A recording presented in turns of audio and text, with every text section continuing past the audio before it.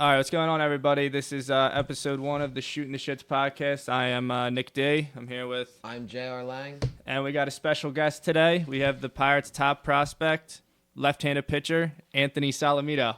What's up, everybody? It's hyped to be on the pod today. Yeah, what's going on, dude? Nothing much. Just had a nice breakfast this morning with the wifey and heading on over here right after. So I'm excited to get this going. That's the way to do it. It's currently Sunday, November 12th? 12th. 13th? We're gonna go with 12th. We might be wrong, but yeah. I mean, how's your off season been? It's been going good. I just got back yesterday from Florida. I was down there for a week. I was just checking in. Wanted to hang out with Henry Davis a little bit. He was trying to recruit me to come down there, come spend some time, get my cleats in the dirt and everything. I really like being home, but change of the pace of the weather and everything was really, really great. Got to go swimming on a Wednesday in November, so I was happy with that. But, it was really cool being down there. Just been enjoying everything else at home, going to a lot of Sixers games, was at a lot of Eagles games and stuff, and it's just been a good time, but still on the grind always, and yeah, I'm ready to keep going now that I'm back home. Right. Yeah, I mean, that sounds fucking sick. Fucking swimming and What's the on off-season Wednesday. practice schedule like?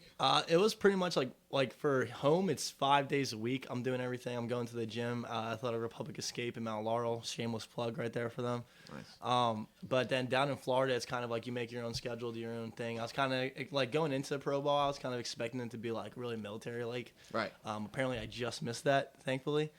But yeah, going down there this week, it was like I could go in any time. Place was open from 8 to 12, Monday through Friday. So I was kind of getting in there every day around 8:30, getting my stuff done, getting out every day by like 12 probably. Nice. So what do you mean you just missed that? Like that's how pro ball used to be, like a couple years ago, or? Well, I can't speak for all organizations, but I have heard like the horror stories people have told me, I guess, quote unquote. Just like when I first got drafted, about how like things used to be really strict, and they used to like go kayaking out into the middle of the island at 4 a.m. and stuff, like straight up Army stuff. They used to do like sugar cookies where they were like taking them to the beach because all the beaches are so close. And they were like having them get in the water fully dressed. People were telling me how they're wearing like new turfs and everything, all excited for spring training. They were calling it, I think, Hell Week or something like that. I'm not 100% sure. But they were making them roll around in the sand after getting in the water, staying on the bus, like doing all these crazy stuff. And like apparently they would pull people in at like 3 a.m. and interrogate them. But this could all be speculation. This is all speculation since I didn't live it. But this is what everybody tells me. So I'm just happy I wasn't there for all that. Interesting.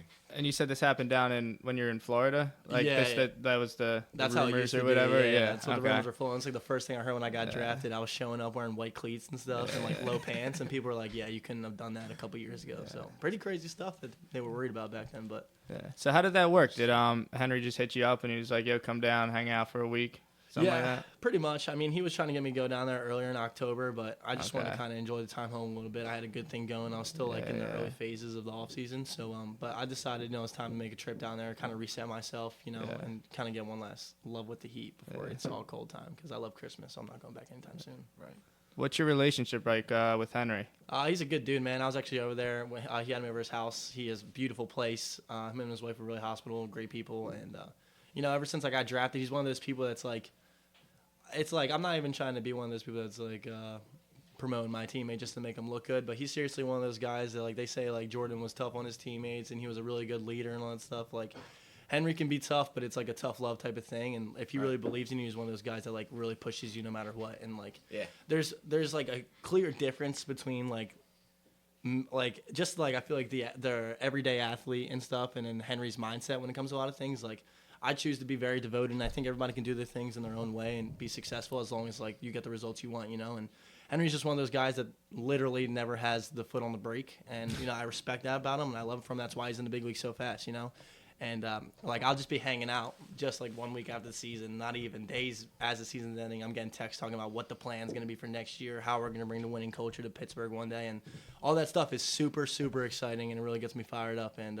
for sure. He's just one of those guys that's like, when you see the documentary one day, you're going to be like, oh, it makes sense. You know what I mean? Yeah. Well, yeah, that's what it seems like. And he came out of nowhere. I mean, his career definitely changed this past year. And I mean, the one highlight, didn't he have 2 off Ohtani in the one game? That's pretty sick. That's fucking nuts, dude.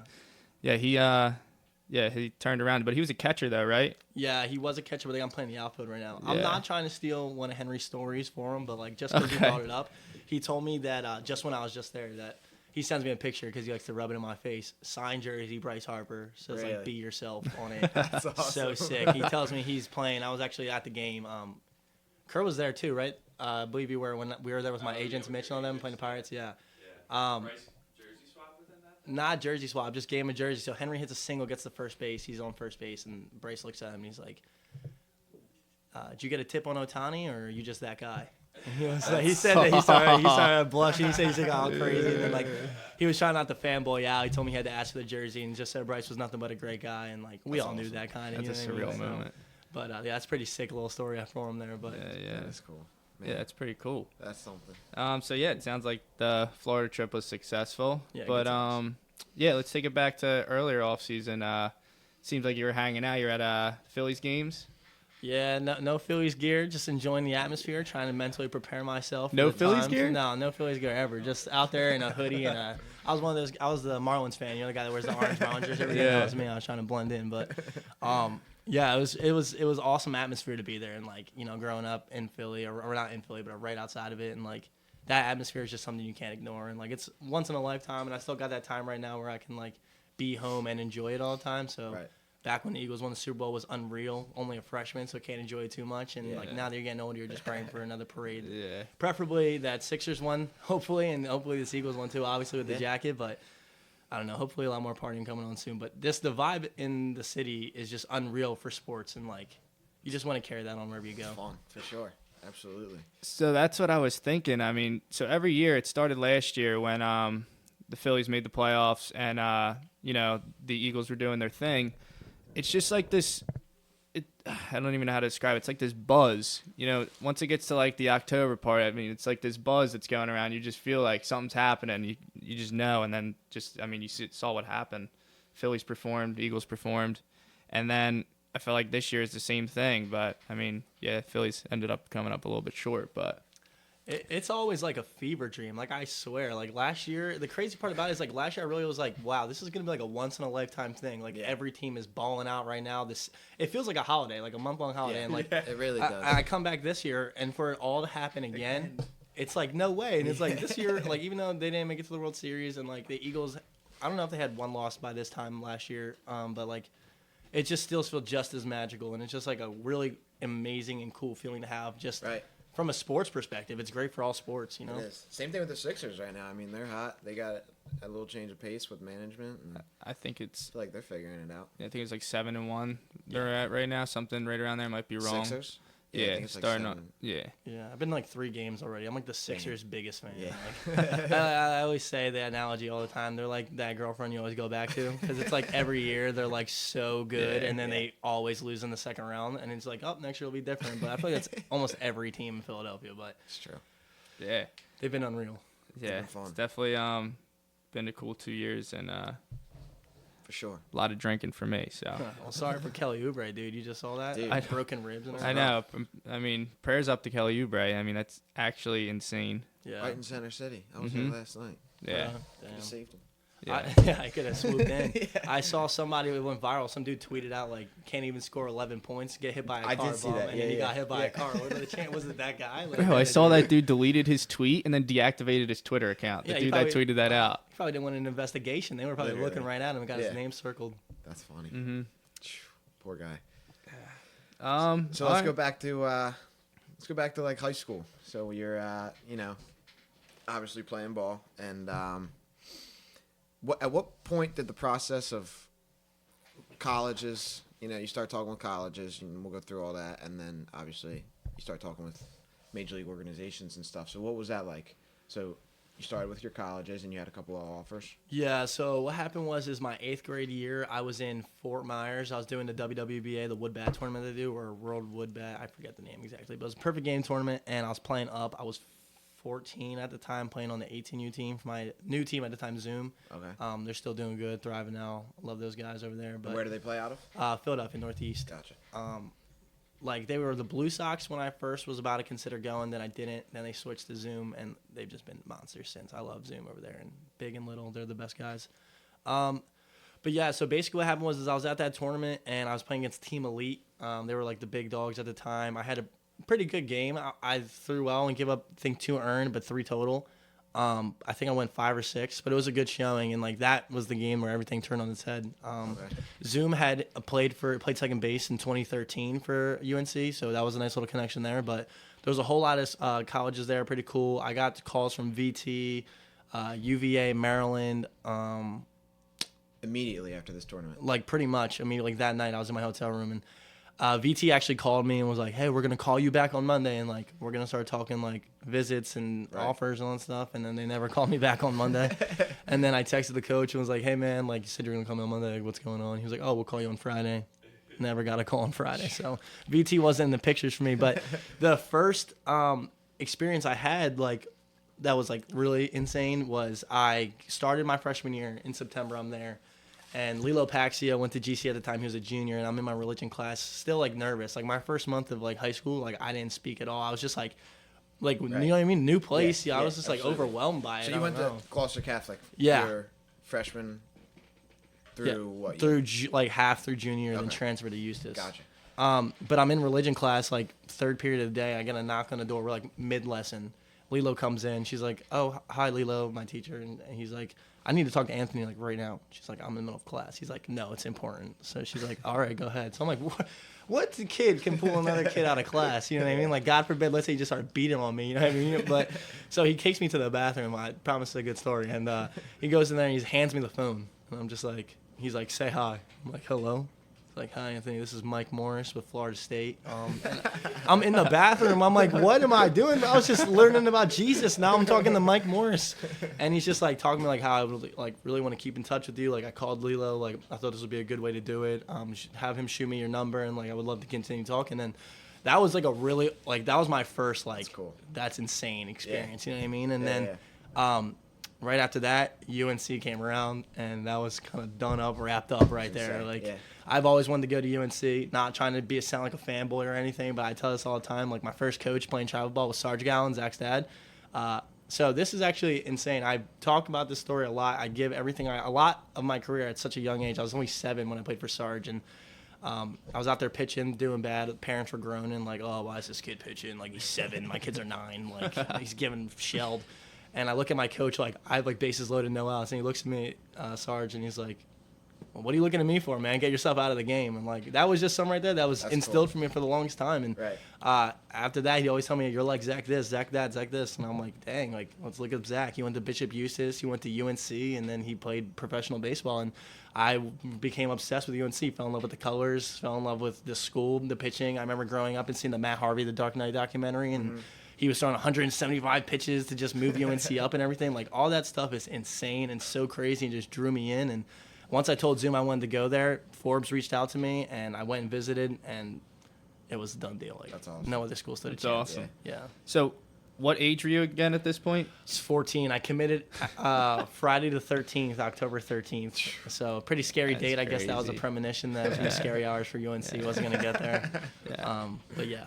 Cool. And I don't know if we mentioned this yet, but all these we're all from New Jersey, and these high schools that we're talking about are in New Jersey. I just didn't know if we said that, Yeah. but yes, that's why we're talking about it like that. We all know what's going on. Back to what I was saying. So you said about Gallen's dad, you played for him. Yeah. So when I was listening to the podcast with Zach, he was just talking about how his dad did the same thing with him. How you were saying he was younger, pitching younger with the older kids, and it's just like that. It just seems like he's like makes you like puts you in situations like that. Like you play younger with the older kids, and you got to work your way out of it. Like you said, when you have bases loaded, and it's funny that you have a story like that too. And I saw it with Gallen.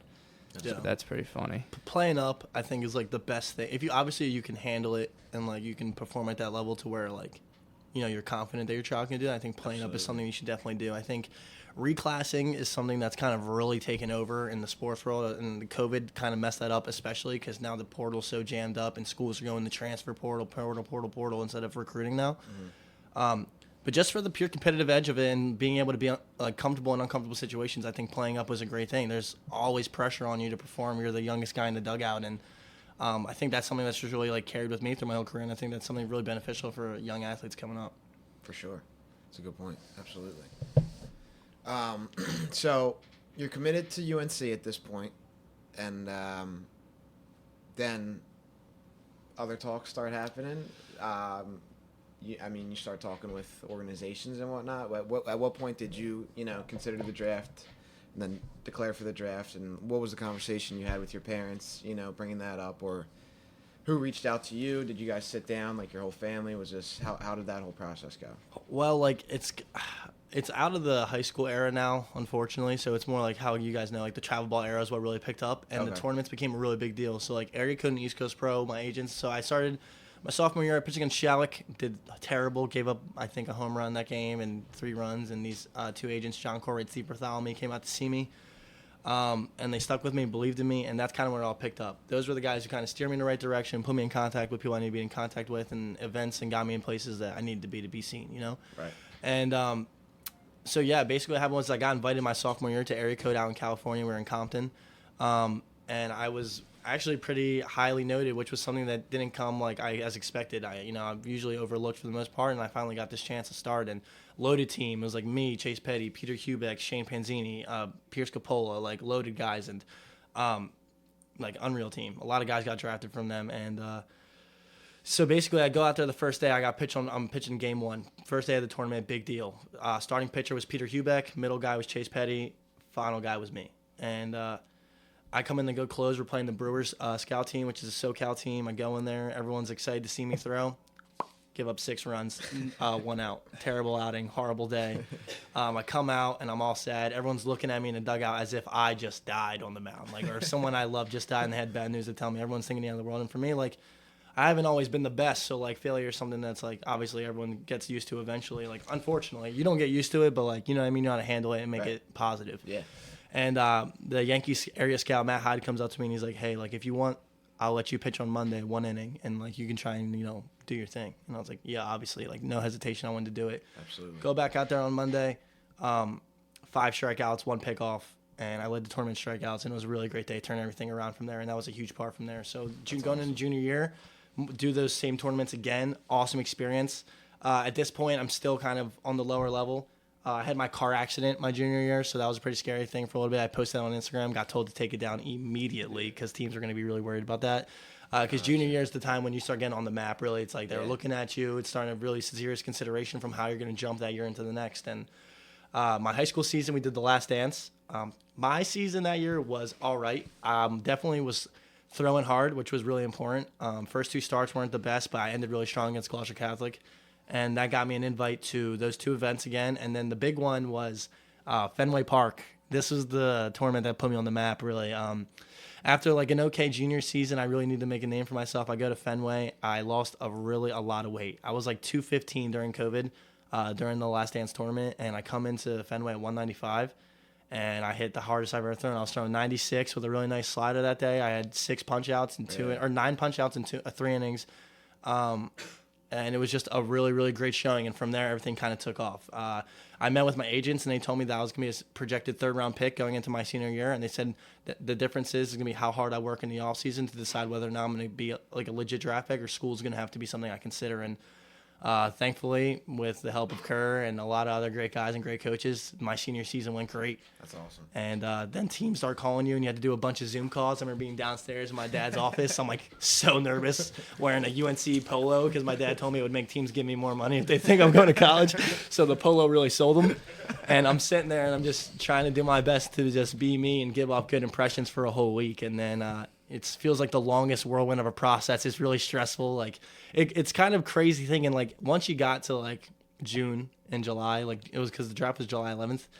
That whole last month is wow. I've been telling myself, the people around me have been telling myself, we've all been giving and sacrificing everything we have, and it's all going to come down to this next month if what we did was worth it, or if we were just lying to ourselves. And nothing. You never can know what to expect when it comes to the draft. Projected 16, supposed to go to the Blue Jays. Called my trainer and me every single day. Made it seem like that was gonna be a done deal. I was gonna be a Toronto Blue Jay. I was really excited about it. And draft night comes, pick 16 comes up.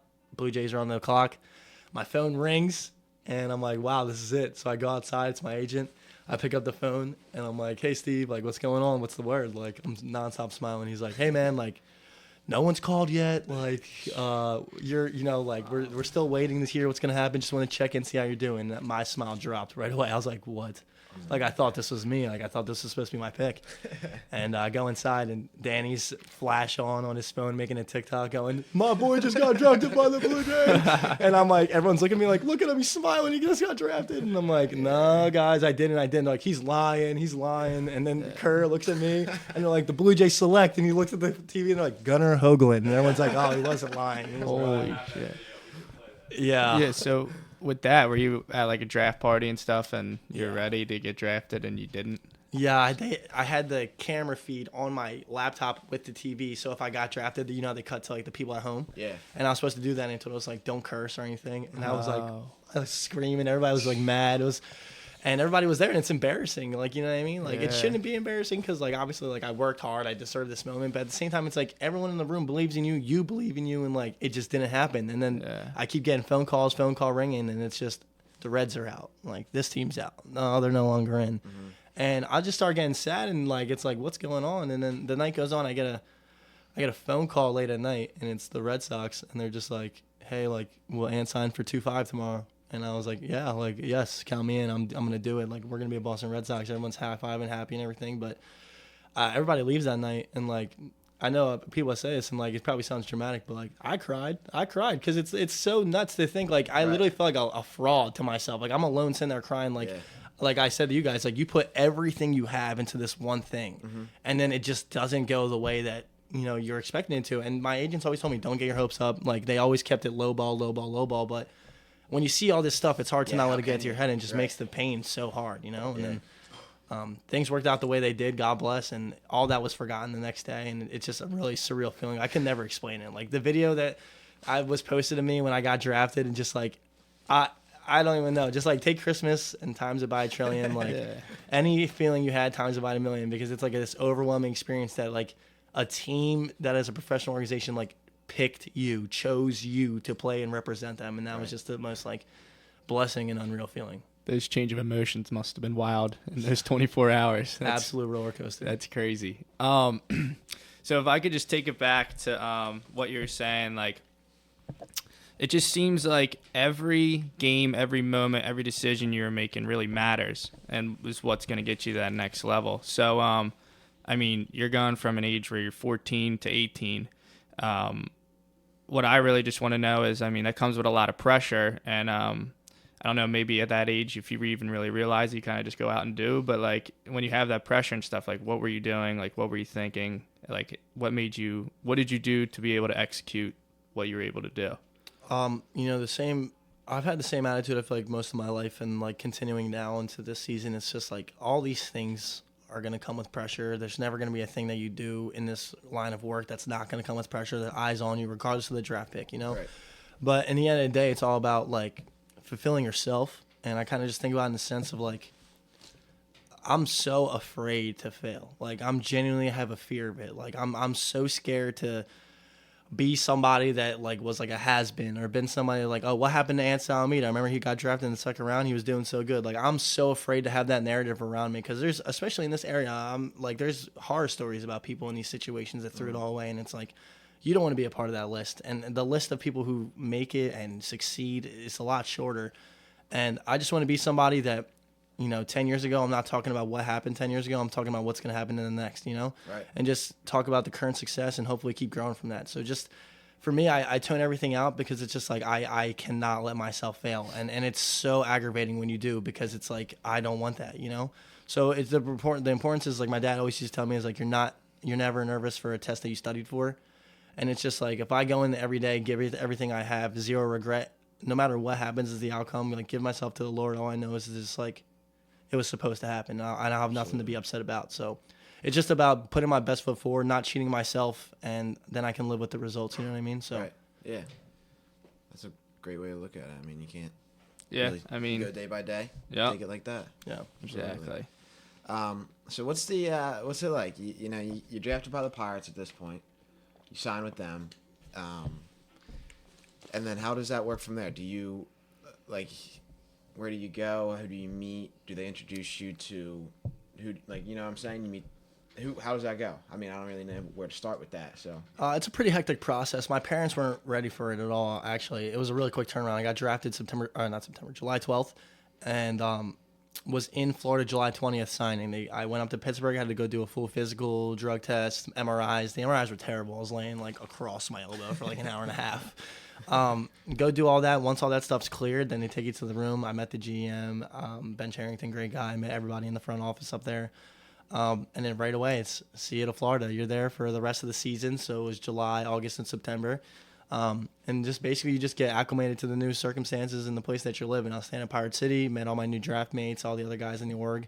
And they didn't have me do any in-game throwing or anything, just kind of like really, they go really careful with you. Like, it's really slow. I'm starting to get out of that now. It felt like it was going to take forever because you kind of get babied, high school arm. They want to not kill you or anything, but it's just a slow buildup of playing catch, eventually in the bullpens, and then the next year is when they kind of let the reins off. But it's really just the first year, especially, is just getting used to everything and getting used to your system. And I feel like now I'm comfortable enough, going into my third year, where like I have a really good understanding of how things need to be worked. Like what needs to get done, and I'm really comfortable in the situation that I'm in. So now it's just, I think this is the year where we're going to take a really big leap because we're comfortable and we're ready to keep excelling. Absolutely.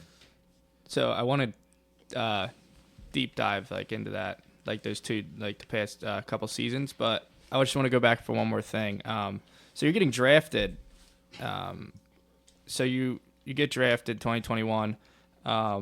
Second round, highest paid second round pick of all time in the MLB. I don't know if that still stays like that today. I don't know if that's still a thing today. But so my question with that, it really is, I mean, you're 18 years old?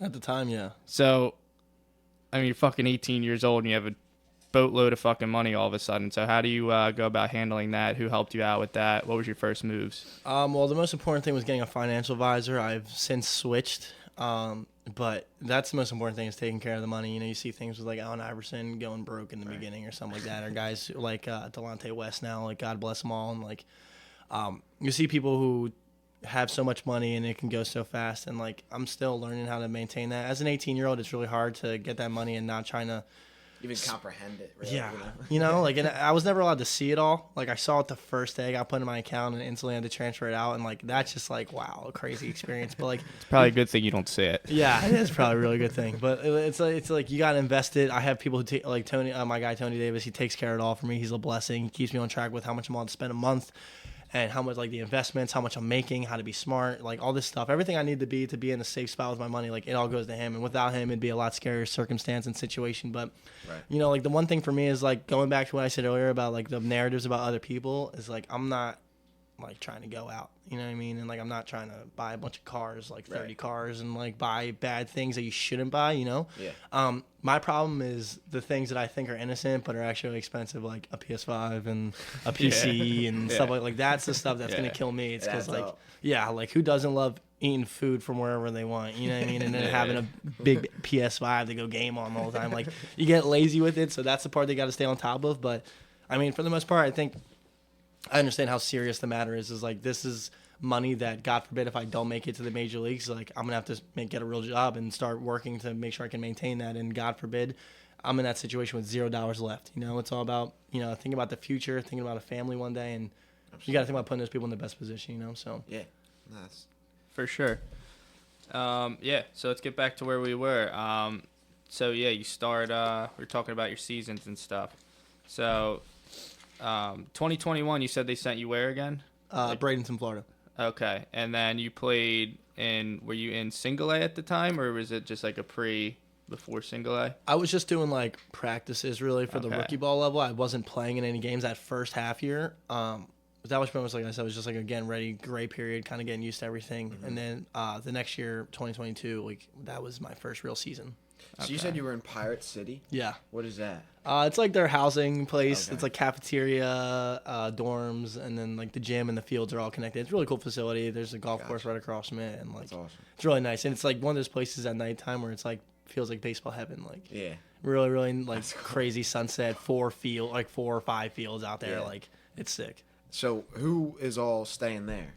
All the players who choose to. A lot of guys stay off campus now. Okay.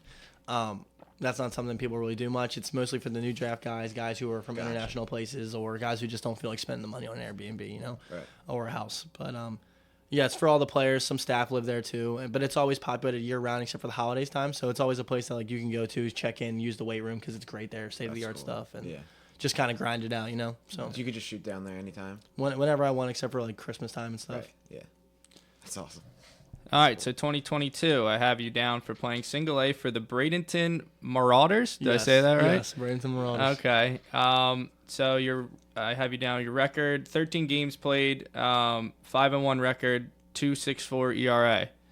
Run me through that season and everything that happened. Well, this year for me, I think was a good way to lay the base. So I ran into this issue of, and I ran into it again this year, but my first year wasn't that drastic. This last year was pretty drastic, but just the velo drop in spring training, I was touching 94 or 5, feeling really good, and then got to Bradenton. I was in extended for about a month. That was a tough time, just because it's like you're in spring training again just for a couple more weeks, and it's like you're in spring training for, it's fun at first, but then it gets to the point where it's like, all right, let's get to the real season. You want to start competing for stats and like getting your name up there, move up, because like you can't move up in spring training, Right. like you can make a name for yourself, you can like obviously try and boost what club you're placed at first, but like you're not getting moved up officially. And I was just ready to get going on that. So after being through extended, grinding through that, I was still seeing good velocity, everything, and then my body was just getting used to the new amount of innings. In high school, I didn't throw any more than like 46, 50. I think my senior year, maybe I had 64 innings. And then I go into my first year, I'm done 105 innings, 110 innings. Or 100, or no, I think the total was 85 my first year, and then this year was 110. But that doesn't include spring training, which you're throwing up to 4 innings in that too. So it's a lot more than I've ever thrown in my life. And my body went through it. I got called up. My first game was against the Muscles. Go in there, walk the whole block, walked everybody, and then my leg lift was really slow back then, so it was a steel party too. So I was having back around me all day and got out of it with three runs. I think I was 2 earned on that one too. And then from there it was where we were rolling. It was like no more bad times, only good. And I got my feet underneath me. I met a whole new staff. And they just kind of gave me a new plan and got my body right to be able to keep performing. So I was around 88 to 92 that season. And I didn't really have an overpowering high fastball four seam. So I was mainly sinker changeup, and I used to play to weak contact away, especially from right-handed hitters. Lefties I did really good with, attacking them really well. But the difference is going through the levels is like the hitters in low A are definitely more swing happy, which is nice. You can kind of get away with some things that you couldn't get away with at other levels. Right. But yeah, just having a lower velocity, those guys can definitely mash anything straight. And if it's in that strike zone, you got to be careful. So it did really help me with a good job of being able to pitch a little bit more with that sinker and really throw emphasis on that changeup, because that's a pitch that I struggled with. But the way they do is like a 6-day rotation down there, so you pitch once a week. Originally, I was Fridays, I would go 4 innings. Then Bubba gets called up. We start doing piggybacking, which personally I'm not the biggest fan of. Bubba would go 4. I would go 4 after him. And it would switch each week. We were going on Tuesdays. Eventually I got 5 innings, and then me and Bubba were just like this crazy 9-inning force. We were going to 4-5, 5-4, like back and forth. And then they split us up again, and I got the horrible burden of the day game. I came back from an injury. I hurt my lat. I was out for like about 2 weeks, I think. I had some strain. It was really bothering me. I had to pull myself out of a game. I come back, they put me on the day game, 12 o'clock, burning heat, Florida. Like, I'm out there dripping sweat. I lost a lot of weight. I was, again, to start that season, I was around, like, 208, and I finished that year around, like, 190. It's a grind out there. I lose weight too fast, and the sun and all that stuff just takes it out of me. But I had a good, strong year. I finished in Clearwater against the Phillies, actually. Had a really, really great start. Finally found the slurve at the end of the year. My repertoire back then was 4-seam, sinker, changeup, slurve. And that's since changed, but that was something at the end of the year where that repertoire we knew had to, make some adjustments, and that really helped transition to this next year and become a lot better and more of a force on the mound. Right. Absolutely. Awesome. Yeah. So when you're down there, what's the food plan like? They have a cafeteria and stuff you go to, or you get, like, a meal card type of deal? Yeah, they have a cafeteria. It serves 3 square meals a day. It's breakfast, lunch, and dinner. Sometimes they'll bless you with an omelet. That was at like Pirate City when you're staying there. When you're at the Bradenton affiliate, you get lunch and then you get pregame, postgame. And that was, out of all the affiliates I've been to, is the best food. Like, the chef lady there, Yes. she was amazing. She was making fire. It was better than Pirate City. The Lee Com was where it's at, because that's where the big league spring training is. Okay. So the facility was sick there, had its own cafeteria in it, really cool locker room. The chef was banging, like everything was amazing. And then going through it, the rest is just pretty much catered. Like in Greensboro and Altoona, there's no cafeteria in the places, so you just everything get ordered.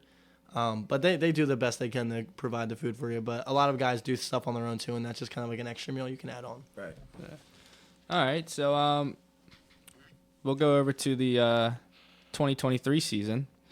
So 24 games played, 4-7 record, 3.26 ERA.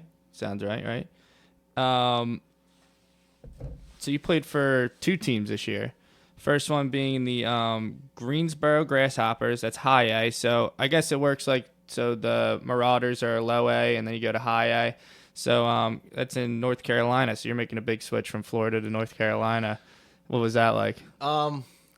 We could probably do like a whole 10-hour-long podcast on Greensboro alone. North Carolina was a really sick place. Greensboro was a really sick place. Really cool town. Lots of things to do. Great food there. Fantastic food. And it felt like my real taste of pro ball, because you spend those first year and a half only in Florida in the same, like Pirate City to Lee Com where you play low A is like 8 minutes. Like you're in the same little vicinity for a year and a half, and it kind of feels like you're trapped in a box. You know what I mean? And it's like, oh, this doesn't feel like baseball. It just feels like a little higher level of spring training. You know what I mean? And going up to high A was like a complete change of scenery, and like Greensboro, like loved the Grasshoppers. Like, you know what I mean? Like when we had the Camden River fun. Sharks around here, like people would come support the Camden River Sharks, but like everybody was Phillies fans. Like the way people care about the Phillies, this might be a stretch, obviously. It's obviously gonna be like a lower level, but like the way people cared about the Phillies was like we were Greensboro's team, and Greensboro made it seem like we were a big league team, and the fans there were great. The environment was great. We did like a whole thing before where like all the fans were there and we like introduced ourselves. Like it was so cool. All the guys on the team, top to bottom, hitters, pitchers, closers, everybody loved each other. It was a great team, great group of guys. The managers and coaches the best. Our manager this year was a new guy, Robbie Hammock. He actually called Randy Johnson's perfect game. Like it's like the coolest thing ever. You know what I mean? Like I didn't even know that. They were doing the announcement, and the guy was like, "A new coach called Randy Johnson's perfect game," and I think everybody was like, "What? Like what did he just say?" And yeah, but you bet yourself I was going near Robbie like, "Hey man, do I remind you of anybody?" Trying to get the Randy Johnson comp so bad, I just never got it. But yeah, Greensboro was such a great time. I mean, we traveled all over. First game of the series was in why am I blanking? Wappinger Falls for the Patriots. No, that's Somerset. The Yankees team. I'm forgetting their name right now, but we played the Yankees first. Then went to Jersey. We played against the Blue Claws here at Lakeshore. Or Lakeland. That was super cool, and you just travel all around like East Coast within the vicinity. Our farthest trip was 8 hours, I think, but for the most part, it was like 3 hours from there on out. Awesome. But just sick time. It was really such an amazing time there. I enjoyed it really much, and pitching there, going through this first couple of starts, like they weren't bad. They weren't bad. They were good starts, but like you could tell I was working out the kinks, and then I had a 6-walk game. I forget against who actually, but. Terrible game for me. Managed to only give up 3 runs still. 6 walks all over the place.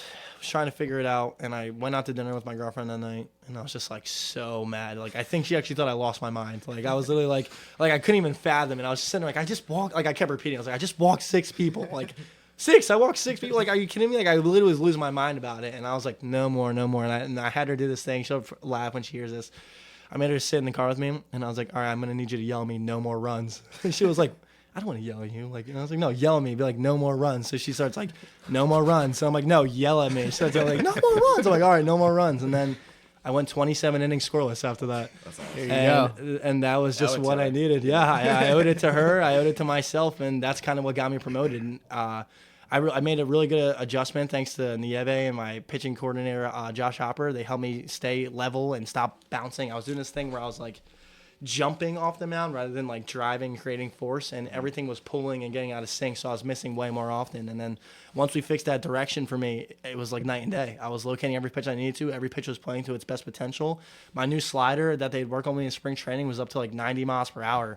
a lot sharper, hard break, and the changeup finally was coming around, and it just made for a recipe for success. And I was up to 97 this year, and the four-seam fastball was an actual threat, high fastball. And how I told you guys in my first season, I was sinker, changeup away. It was not the case anymore. It was for the first time in my life, it felt like I was overpowering dudes. My fastball I was going up in the zone, power slider in. Like if we wanted to make them reach sinker, but we had a certain rule to throw certain pitches in certain counts. I won't give that away. Like against certain hitters, but we just had a really great recipe and a great idea and plan to be successful, and it just carried on for a long time. Worked out. Yeah, and then from there you're just dealing. Once you got it, you're just dealing. Yeah, it's one of those things where like you just got to try and ride the wave as long as you can. Like you want to just maintain, but you don't want to change things. But then you start thinking like, well, if I don't change this, I'm going to go downhill, and you just got to get out of it because you're going to put yourself in a rabbit hole. You know. Yeah. So then you make a switch during your 2023 season. You go from playing for the Grasshoppers over to the Altoona Curve. Yes. So that's another change. You go from North Carolina to Pennsylvania. And what? That's midway through. Just they call you and you got to go. Yeah. The way it was is I crashed a golf cart a couple weeks before I got called up, and it was like a really funny thing, and I had to pay a fine for it, unfortunately. And I got called into the office I went to Greenville. I didn't pitch in Greenville. I go in there, and my coach Robbie's like, "Solo, come in here. Like, sit down." I'm like, all right. I'm like, because like I didn't pitch, so like I wasn't expecting anything. I was kind of hoping I was going to get called up the week before. I was like, damn it, because you know once you start getting on a wave, you start feeling like, all right, maybe, you know. Right. And I thought it was going to come last week, and it didn't. And I go in his office, and he's like, "Is everything squared away with the golf cart?" I'm like, I start smiling because like I kind of thought like, oh, he's trying to trick me, like he's going to call me up right now. Yeah. And he like saw my smile, and he was like, I was like, yeah, no, everything's paid, and he was like, all right, cool. I just wanted to make sure because like Don was on my neck about it, and I was like my smile went away, and I was like, oh, all right, I'll say. He's like, yeah, you can get out of here. I just get up. I'm like, all right, see you guys. Like that was upsetting. Like I opened the door, and he's like, oh yeah, by the way, you're pitching in Altoona on Friday, and I was like, oh, and the big smile comes back, and then everyone gives me a big hug. It's pretty crazy. Everyone in the locker room already knew. Apparently, no one knew, so they all come all like, hyping your shit up. Yeah, going crazy. It was so sick.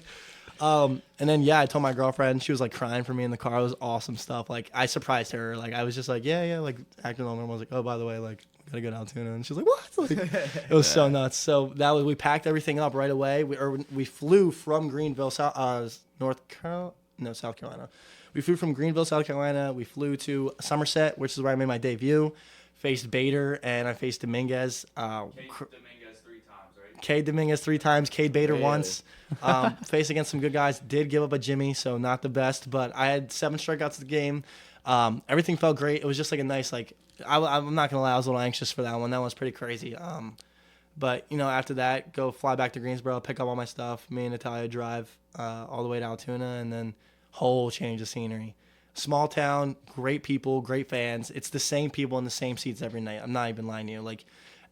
It was an amazing feeling. Like, I knew people's names. They knew mine. They were happy to see me, just have normal conversations. It was just like you're a part of the town. Like, Greensboro was an amazing place to be. Those fans were crazy about it. Altoona was just the same. Like, everybody loved it so much. Yeah. I got to – my first couple of starts there were fantastic. And obviously went through a lull, lost a lot of weight. Velo went down, had to learn how to pitch a little bit more again. But we figured out that problem. We're going to make those fixes for the next season, make sure that doesn't happen again because it can't. Went up to the most I've ever thrown this year. I was like 110 innings, which was really nice for me. Went through the whole season healthy, knock on wood, which was something I really wanted to do. How'd that feel? Good. I mean, it didn't feel great. It's Right. one of those things where you like only barely feel good enough to go on the days where you had to pitch.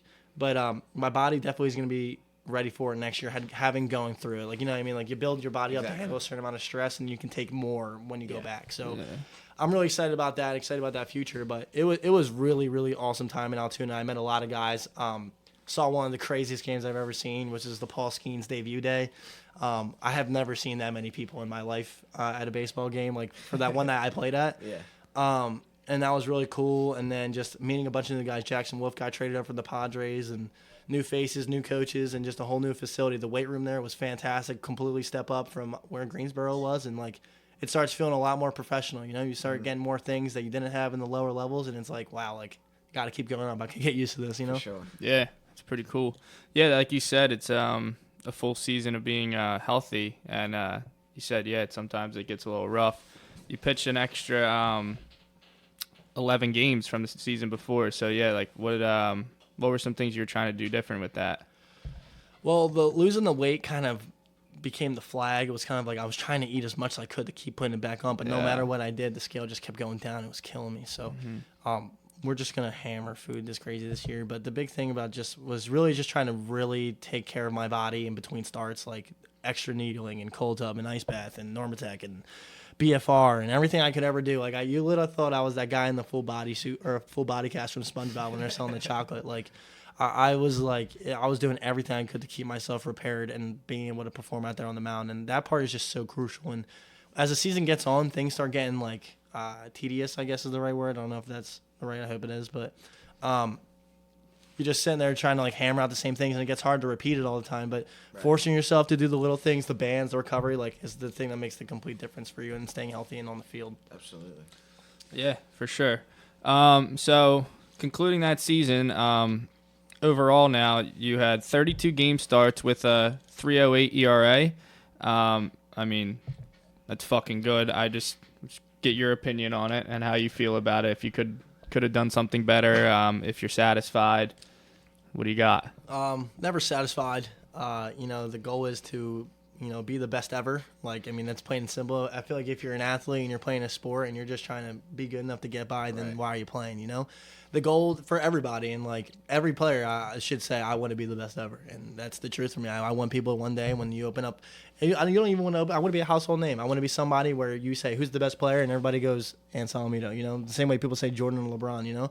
And it's like, these are the things where it's like, I'm doing everything I can to be better. I'm doing what I did last year, and I'm adding more to it, and I'm trying to find ways and get smarter and learn more about my body to be the most effective, me possible, so I can go out there and perform. Because I hate seeing runs up on the board, and I hate that ERA is not 0.00, and I know that's something that is hard to do, but it's something that I want to be the first to do. If there's things that haven't been done, I want to be the first one to do it, and I'm just working my hardest every single day and surrounding myself with the right people that believe in me to make sure I can achieve that goal. No doubt. Awesome. Love it. What was it like to play with Skeens? First overall pick, come down, and was he a good mentor for you? Yeah, Skeens is a great guy. I mean, there's always like the huge like aura around, not aura, but like the hype. That's what I meant to say, like the hype, because it's like it's Paul Skeens. He was the guy in It's college. Living Don. Yeah, I mean, he's the guy that everybody talks about. He's the most famous dude in the world. He was literally one of the most famous people in the world last year. Like, no doubt about it. And he gets drafted, and I see the media they post right before I'm going to the field, and they're like, Paul Skeens is here, And I see him, and he's next to him. They take a picture of him at his locker, and like right next to him is Ann Solometo, and I see my name. I'm like, that's not my locker, man. Like, what is he doing there? So I come back, they moved him to be next to me, and I mean, you don't know what to make of a guy. You hear all the stories, you hear everything about him, you see him. He's like a huge dude, and like you just don't know what you're gonna expect. Air Force, and now he's at LSU. He could be the toughest guy you ever met and be mean and terrible, but he was really just like another one of the guys. I mean, that's all he is. He's another one of the guys. He's a great dude, really funny guy. It was a pleasure to know him. It was nice messing around with him for the short time that we did, and I'm excited to hang out and keep playing baseball with him for a long time. No doubt. Awesome. Future of Pittsburgh pitching. Yeah. God bless. That'll be cool if you guys like make your way up together and shit. Yeah, that'd be sick. Hopefully it's both of us next year. Yeah. And a lot more too. Awesome. So what are your expectations coming up for this next season? Where do you want to be? What's your plan? I mean, the goal is to hopefully be in the big leagues next year. I'm doing everything I can to, put myself in the best position to achieve that.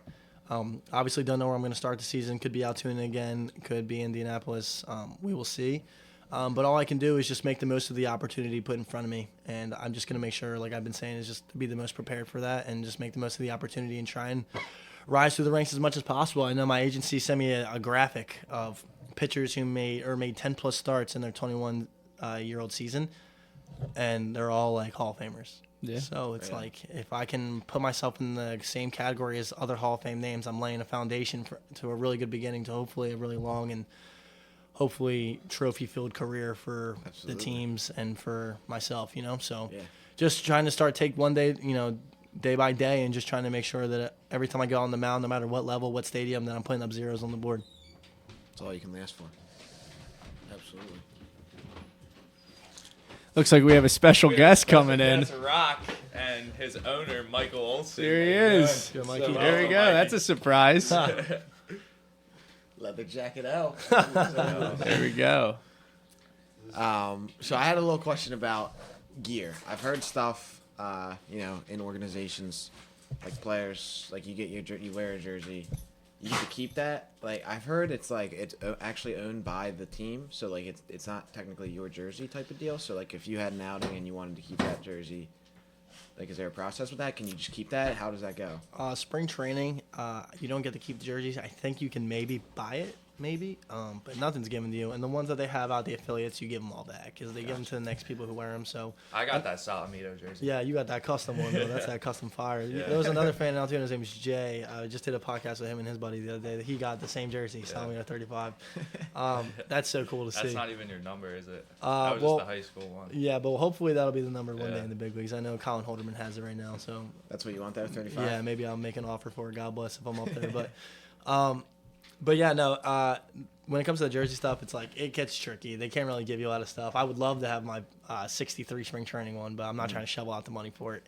Yeah, I may have accidentally stolen a jersey one time though, completely out on accident. I just lost it and I didn't know where it went. But yeah, I can't keep any of that stuff as cool as it would be. But hopefully soon, maybe in the big leagues, you get to do that stuff. Yeah, that's interesting. Wait, you have to pay for the 63 or what? Yeah, if I wanted to keep it. But I think in Indianapolis, they put the names on the jersey, so maybe you'll get to keep those. So, but I'll keep you guys posted on that. Yeah. Word. Do you know what the price is if you wanted to keep it? Is it just like you need to replace the jersey type of deal, or is it like? Probably replace the jersey. I just Yeah. remember the clubbies being like, you can buy it, but I just never asked how Yeah, much. You know? yeah. That's interesting. Got the dog in the house. I guess just another question I had was so potentially from 2021 to 2024, you could be in 6 different locations, including home, and then if you go to Indianapolis and then back to PA, go to Pittsburgh. That's a hectic lifestyle to live. Like, what are you thinking when all that's going on and you don't really know your future? You know what I'm saying? Yeah. For me, it's just like the more hectic, the better, because that means I'm making movement. You know, so I'm just trying to. I'll bring on the hecticness. I'll take it step by step. I try to make it as easy for myself as possible. Having Natalia in my life makes things way less complicated. Live. All right, what's going on? We got lost, a little technical difficulties, but we're back. But we were just talking about how you're traveling and it's hectic and stuff. Was there anything else you wanted to add on that? No, just having a good partner with you and a supportive group, and especially a supportive person who's actually there with you physically to help you through all the times, the tough times, has been really, really amazing for me. It's been really beneficial for my career because it's like that's my teammate, you know, that's my teammate off the field, and so thankful for her, owe her the world, and just happy to keep, you know, having her by my side as we progress through everything, because I know it's going to be a lot less stuff on my plate when she's around me and has my back. So That's Awesome. So she's been traveling with you to each location you've been. yeah, she's been living with me, and then this year in January after the semester, she's doing online school, and she's just going to be with me full time. So That's awesome. can't thank her enough. She's leaving Yeah. me and Mikey at RCSJ. Yeah, she is leaving the RCSJ, fellas. I guess another question I had was going back to like how you said you played for Mr. Gallon, and just like what's your relationship with Zach? Like, do you guys talk? That type of stuff. Yeah, it's actually crazy. I have all these stories about his father and about how I look up to him. I don't think I've ever spoken a word to him. I Wow. think I've sent him one message when I was in 8th grade, and that's it. And I think he texted me back, and that was it, one text each. That's crazy. But yeah, it's a shame actually. So I'm hopefully one day in person he can meet me, and I can be like, yeah, I basically based my whole life off you. Went to the same high school, same college. yeah. Yeah, That's so- crazy. Yeah. Besides that, I mean, we were talking. What are some? Any other big leaguers Yeah. you chill with, or No big leaguers that I Anything cool? chill with, but it's pretty cool having all the guys like in the minor leagues go to the big leagues. Like obviously Henry was my roommate. I lived with him for like 2 years, and now he's in the big leagues. And then guys like Quinn who are up there, and Peggy, I was his teammate this year, and other guys that I've just met like Triolo and like, all those guys. It's really cool to just see them playing. Like it's always on in the clubhouse. We're always watching, cheering them on. I'm like, come on, Andy, get a hit. Like it's so cool. Everybody's pulling for everybody, and like. yeah? That's really sick. I know Kerr actually met her too. We met David Bednar's wife. She was a very nice lady. I was introduced to my agency. Haven't met Dave yet, but hopefully that's on the list somewhere. Yeah, I remember when we were at that Pirates game, you were like, "This guy was my teammate. Like, he's chill." Yeah. It was just weird to say like all the former teammates in the show. Yeah, it's really cool. It's really cool now that those guys are doing that, and like I can just see them and hopefully be in the same dugout with them in the same year. But Sure. I know there's been a couple. I've seen like guys. There was a point last year where the teams were mixed with big league and minor league, and sat near Andrew McCutcheon, sat near some other really cool guys. You know what I mean? But all that stuff's really really sick. So I mean, hopefully I get to meet a lot longer line of big leaguers coming up soon. You know? Absolutely. Yeah. And then some people will be meeting you at some point. Yeah. Yeah. That's a pretty cool thing to do too. For sure. Yeah. Who's the most famous person in your phone? Probably Dick Vitale. I met him at a First Watch Diner one day. Me, him, and my dad talked the whole time. And then, what are the odds? Like a year later, Paul goes to the same First Watch and runs into him there too. Really? Yeah, really crazy. I guess he just hangs out there a lot. But he was talking about how he has like Steph Curry and like he stopped mid conversation like, sorry, that was Derek Jeter. It's like, oh my fault, bro. I ain't even sorry. Yeah. He was such a great guy. I know he's going through stuff right now. God bless him. Amazing dude. Like he invited me to go to Rays games with him and like do all these awesome things. Like amazing human being. Yeah, and I know a couple of my guys were at the LA Fitness near where we are training at, and they saw Frank Thomas. That's cool. pretty sick Yeah, too. That is dope. But yeah, I need to start working on getting some famous contacts up there. You know what I mean? But Wait, so how'd you snag Dickie V's number? You just he kinda gave it asked to me. at the He end. was like, "Give me your number. I want to hang out with you. We should go to dinner sometime." I was like, here you go." Could we maybe get him on here too? Yeah. Dickie V. Well, That'd be cool. I think he's going through a little recovery some right now. I don't know if he Yeah. does a lot of speak yet, but he's gonna be all right. Hopefully, pull for him. For sure. Yeah. You guys got anything else? Anything else cool, Anthony? I mean, nothing right now. I mean, I'm just excited to go to more Sixers games. Hopefully, get to a Flyers game soon. Yeah. Keep hooping with Kerr. Hopefully, you Yes, fellas sir. will Yes, join sir. her one day, get Yeah. buckets. Yeah. And, Yeah. yeah, I just been doing my thing. Hopefully, trying to figure out a new tattoo right now. Trying to get my arm done. But so if you guys You got a any- tat right now? Yeah, I got one on my thigh, one on my forearm. It was What from do my you have? car accident. Gotcha. My one on my thigh says "No se nada sin Dios," which means I'm nothing without God in Spanish, with a big cross there. And then the one on my forearm is 6/25/20, which is the date of my car accident, with a crown that says 459 in it, which was my grandfather's bus number, which we used to drop him off at. We always do the sign of the cross when we see it, and then it's a giant dove flying away to represent the Holy Spirit. Yeah. There's some flames at the bottom. It's just supposed to represent, like, you know, me being in that car accident, not dying in the tragedy, and being saved by Grandfather and the Holy Spirit and God to Yeah. keep me alive today. So That's awesome. trying to do things that mean something. It's always hard, you know, when you're putting someone in your body that's going to be there forever. You know, I'm not trying to get like a tattoo of like Squidward or something. Yeah. It's hard to think Yeah. about, you know. No, it's also awesome when someone asks about it and you have a true meaning behind Yeah, it. you know what I mean. Yeah. Like the guys who have like the tribal tattoos that are Hawaiian, like that's sick. The stuff like that, like I think it's cool. Yeah. I mean, like that, Yeah, you know. yeah, absolutely. But like if it was like some guy who has no relation and has it, it's kind of like, why are you doing it, my Exactly. man? You know what I Yeah. mean? So like, And what do you, find what's things your, that make what do you sense. want to get next? I want to get Down from up. like my shoulder to like that down on my bicep here done. My dad has like a lot of tattoos. And he has a lot of cover-ups too. Like that he's done. Like he likes to just like make things perfect for him. But it's definitely made me realize that I need to make sure I do this clean. So I'm like in a rush because I want to get done before the season, but also like not Right. too far in a rush because I just want to make sure it makes sense. You know? Is there any like protocol with getting a tattoo relating to you know what I'm saying? Like, Well- because you can't really throw, right? If you had some ink. I think I'll be okay to throw. I just got to keep it wrapped up. But Gotcha. this first tattoo on my forearm, I literally took care of it like poster child. First one, you know what I mean? So I was like doing everything perfectly right. The ointments at the exact times I needed to and everything. And then this next one, I got it literally in between the All-Star break. We had like 4 days. I got home, got it ripped up on me. He told me, don't go in the water. I was in the ocean swimming. And then I'm going out there. He's like, don't let it get trapped in sweat. I got my long pants on the next day starting with it just some seeping on my tattoo. God bless, I didn't get an infection, not to gross anybody out, but like did not follow the rules. Everything worked out. But good. I had a teammate. His name's Bear Bellamy. He's not with us anymore, but he was a great guy, reliever, and he had like really cool tattoos, and he had a bunch. Like his whole legs were done and everything, his thighs and everything, and like he was the guy I was going to. I was like, yo, can I get a tattoo and like pitch? He was like, bro, I was ripping them like every day. Like Right. I was Yeah. pitching the next night, and I was like, all right, so I just did it, but Yeah. it all worked out. I trusted him, but I think after I get my arm done right there, I think I'm gonna be done. They always say like you get one, then you're addicted. I'm most certainly addicted.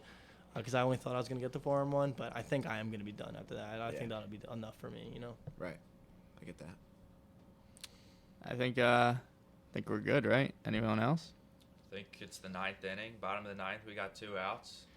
And I think that's about it. Although for that Let's, last out, let's close your deal. Let's Yeah. close it down. That was definitely the last out there.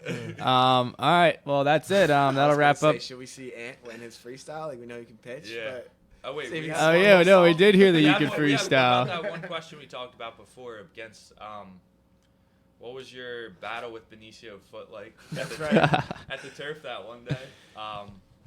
What were you attacking him with? Word on the block is that he put the bat on the ball. Yeah. Put it He was ahead in the count. Yeah. No comment. No. What you got? Benicio took my stuff 450, and then he actually called out Chase Petty after he did that. So that's some guy. Like I had a coach in high school, him too. Coach Cruz told me I should always be worried about Jack O'Kane taking me 500 feet, but no one ever warned me for Benicio. The diehard Mets fan showing out love to take away all the NL side. So he reigns supreme. He's my biggest threat. And if anybody wants to bring in a pinch hitter one day, it should be Benicio. Shout out Benicio. All right. See what's going on, Benicio. Benicio I like has the his mustache and the mully. Own, Benicio has his own podcast too. Does Maybe he? He'll get you on there. Yeah. Word, maybe. You'll have to get a joint one day. Oh, that would Yeah, that would be crazy. What's his called, you know? New Star Sports. New Star Sports? Yeah. Hey. Good, Benice. I've been tuning in. I know JR's been tuning in I a did. little bit. Yeah, He's got good stuff? He's got some good content. Word. yeah. Yeah. Where's All he, right. where's he go to school? Monmouth. Monmouth. Yeah. Alrighty, I think that'll wrap it up. Thanks for watching. We'll have Thanks for a coming on, Ant. yeah, Brown, thanks Thank you for for having me, the guys. yeah, you got it. Absolutely. We'll have some more guests coming. That's about all I got. Peace.